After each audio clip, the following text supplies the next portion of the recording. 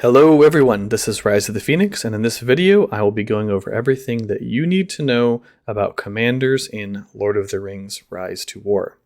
First of all, what is a commander? Commanders are the iconic heroes and villains from the Lord of the Rings franchise. In Rise to War, these characters are responsible for commanding your troops and leading your armies into battle. As such, they are the kingpins of your military force and they are very important. Now that we know what a commander is, let's go over how to obtain them. At the beginning of the game, you'll be given 2 commanders for free based on your choice of faction. You're able to buy a third commander for $1, at least it's $1 in the United States. I'm not sure how much it costs in other countries. Otherwise, you have to earn a commander's respect in order to recruit them. Each commander has an item that you can gift that commander in order to raise their respect. For example, Boromir will accept Lembas and Ale. Once you've earned enough respect with the commander, they become recruitable. Even after you've recruited the commander, you're able to continue to gift them these items in order to continue to raise their respect level with you. At respect 3 and 5, you unlock new skill trees, and for each level of respect beyond the initial recruitment level, you earn an extra skill point. Alrighty, now we know how to get commanders, let's talk about their stats. So we'll take a look at my Faramir. Just go from top to bottom here. First of all, he has a trait, Balanced. He unlocks this at level 20. Every single commander has an associated trait that they unlock at level 20 that provides them passive benefits. In the case of Faramir, he gains some might, some focus, some speed, and 2 skill points. If we look at Gandalf, he is a support commander. He gains some focus and 5 skill points.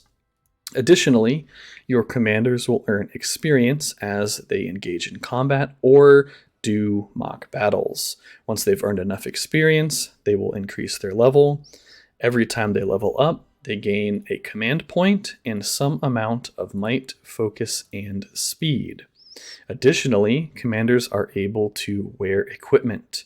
Equipment buffs might, focus, speed, and in some cases provides extra abilities or extra damage reductions, things like healing your army.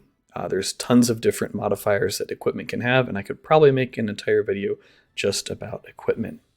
So let's look at their first stat here, Command. Command is extremely important because it dictates how many troops that commander is able to lead into battle. My Gandalf has 41 command points because he's level 41. Additionally, he gets 25 points from my military academy, which is one of the most important buildings to keep upgraded in my opinion, because bringing more troops into combat vastly increases the power of your armies. Gandalf also has 144 might in my case. Might is pretty straightforward. It makes you mightier. It increases the damage that your army does, and it increases the damage that physical skills do. Next up, we have Focus. In Gandalf's case, Focus is a very important stat because he likes to do focus damage. So some commanders do physical damage, some commanders do focus damage. Commanders that do physical damage tend to like might. Commanders that do focus damage tend to like focus.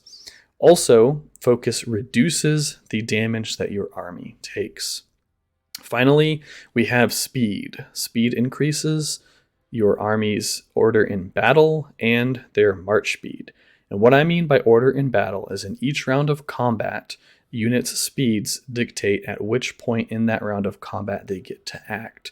Speed is extremely valuable because if your units get to go first in each round of combat, that means they are dealing their damage before the enemy units, and when the enemy units get to counterattack, they're going to be doing less damage because some of those units are already dead. Finally, we have stamina. Every commander starts with 120 stamina at the base level. It can be increased up to 150 via your ring points, and it regenerates at a rate of 1 point of stamina every 3 minutes, or another way to think about it is 20 stamina per hour. Generally speaking, without other modifiers in play, a commander is able to take 1 action per hour because they're gaining 20 stamina per hour, and each action takes 20 stamina. Finally, let's look at some skills. So every time your commander levels up, they get a skill point. Every time their respect level increases, they get a skill point. These large skills are called titles. They tend to be the build-defining skills of commanders. What is special about these is you can put 15 points into them, and once they are maxed out, you get a special extra effect that is described down here. So in the case of Mithrandir, now that I have 15 points in it, for the first 4 rounds of combat, all enemies deal 11% less damage, and that effect is just the base effect because it's modified by Gandalf's focus stat, which is why I said he really likes focus. And since I have put all 15 points into it, all 3 allied units that he brings into battle get to avoid the first instance of damage. Every title skill has 2 sub-skills associated with it.